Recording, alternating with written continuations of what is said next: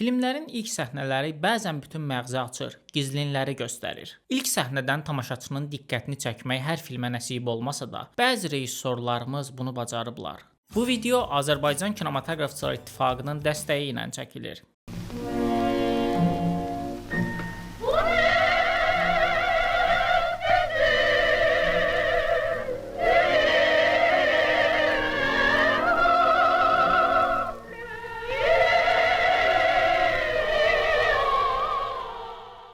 ...1910-cu ilin Bakısını göstərərkən Hüseyn Seyidzadə çadralı bir qadına yaxınlaşır. Onun gözlərindən başqa bir qadının gözlərinə keçid edir. Bu, yeni qəhrəmanımız Gülnazdır. Gülnaz öz mübarizəsində uğursuz olsa, sonu məhz belə olacaq.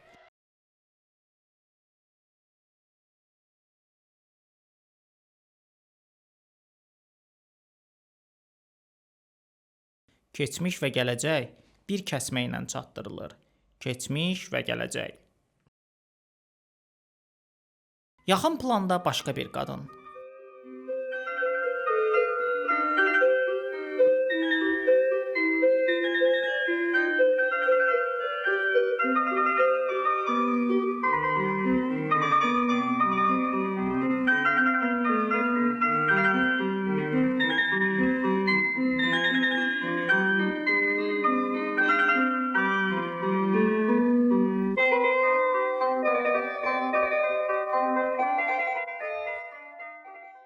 Bu dəfə Teymur Bəkirzadə həndbolçu qadınların hekayəsini dissonansda danışır. Botticelli'nin Veneriyanın doğulmasından götürülmüş ağ-qara yaxın planlar, hissələr birləşir və rəngli Venera ortaya çıxır. Dissonans isə həndbolçu qadınların ümumi portretini yaratmağa iddialıdır. O olmasın bu olsunun açılışındakı göyərçinlər. Bu dəfə Hüseyn Mehdiyevin özgə vaxtında. Can üstə olan ata əlini açıb dəm verməyə çalışır. Göyərçin azadlığı bildirir. Bir əli isə möhkəmcə sıxılıb, sanki həmin göyərçinləri də sıxır.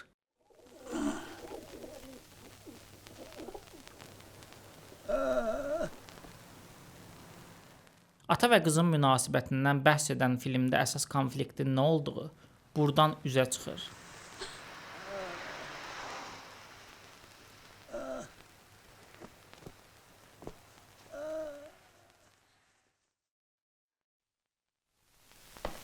Əla Həzrətin əmri ilə 2-ci Lebedyanski batalyonun komandanlığı sizə tapşırılır. Azadlıq və istibdadın daha bir maraqlı həlli. Bu dəfə yenilməz batalyonda. Kamera yuxarıdan aşağıya doğru çəkir.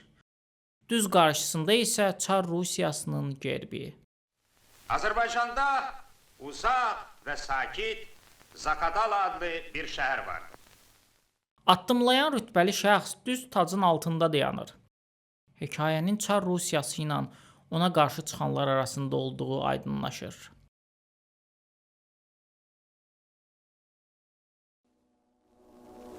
O uçan faşist təyyarəsi idi. Zənitçilərimiz deyirdilər, kəşfiyyatçıdır. Çox ucadan uçur. Mərmimiz çatmır deyirdilər. Söz gəzirdi ki, güya xüsusi cihazı var. Hər kəs göyə baxır. Uçan kəşfiyyat təyyarəsinin yaratdığı narahatlığı fit səsi pozur. Gənc oğlan kəndliləri işləməyə dəvət edir.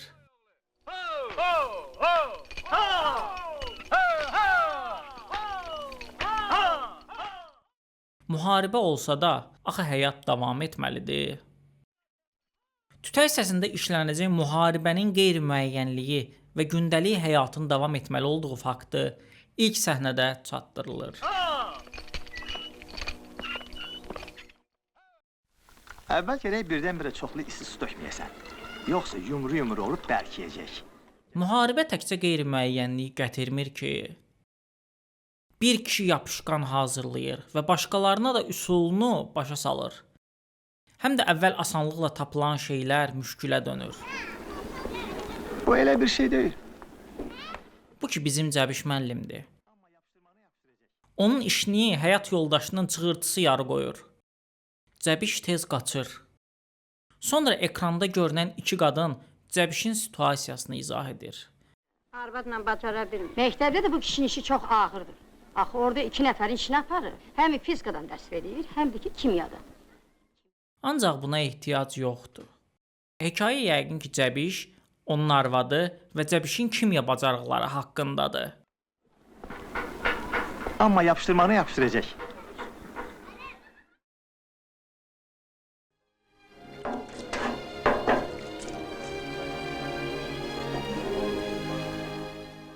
Bir uşaq çətinliklə vedrədə su daşıyır. Gücü çatmır. Dağılan su həyətə çaxnaşma salır. İndicə yuyub asmışdım, lap bu dəqiqə. Bütün zəhmətim hədər getdi, görürsən sən Allah, görürsən. Hə, nə olub? Hə? Sizin əylətə yerə siz canilər, hamınız canısınız. Bircə uşaqlar xoşbəxtdir. Hər kəs günahkarı axtarır. Günahkar isə pilləkənlərin arxasında gizlənib. Ürkək gözlərlə insanlara baxır. Bu deyil mənim vedrəmi götürən. Niyə belə edirsən ay bala? Şərqli çörəyin ilk səhnəsi Vaqifin bütün zəifliklərini göstərir. O, su daşımaqdan belə acizdir. Görəsən şərtlər onu həqiqi bir qəhrəmana çevirə biləcəkmi?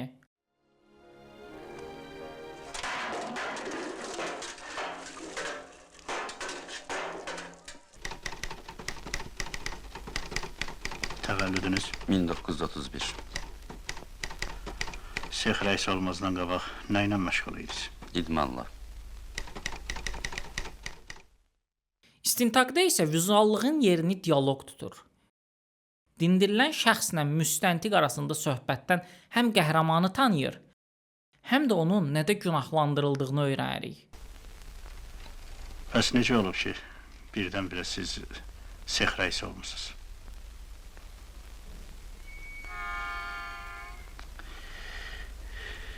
Deyəsən, sualım sizə aydın olmadı. O, necəsə sex rəisi olub.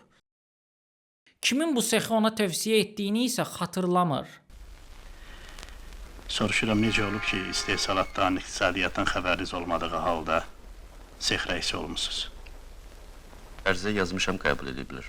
Bəs niyə məhz sexə? Hardan bilirdiniz ki, belə bir sex var? Kimsə demişdi. Bütün konflikt onun gerçəkləri xatırlaması barədədir. Niyə susursuz? Kim məsləhət görmüşdü ora getməyə? Yadımda deyil.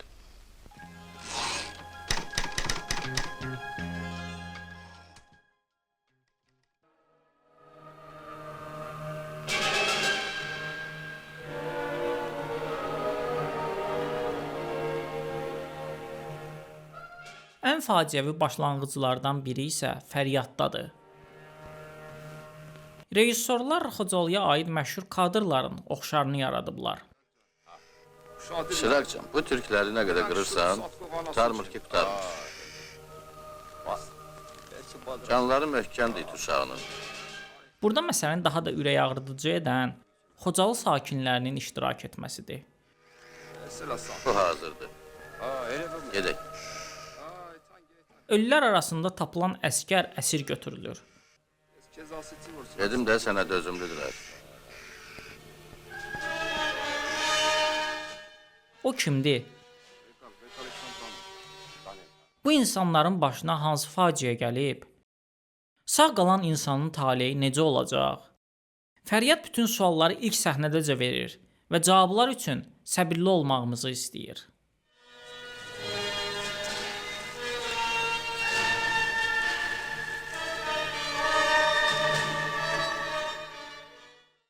Filmlər həm suallar verir, həm də cavablar təqdim edir. Tamaşaçı isə bəzən bunu ilk səhnədən anlayır, bəzən isə son ana qədər gözləməli olur.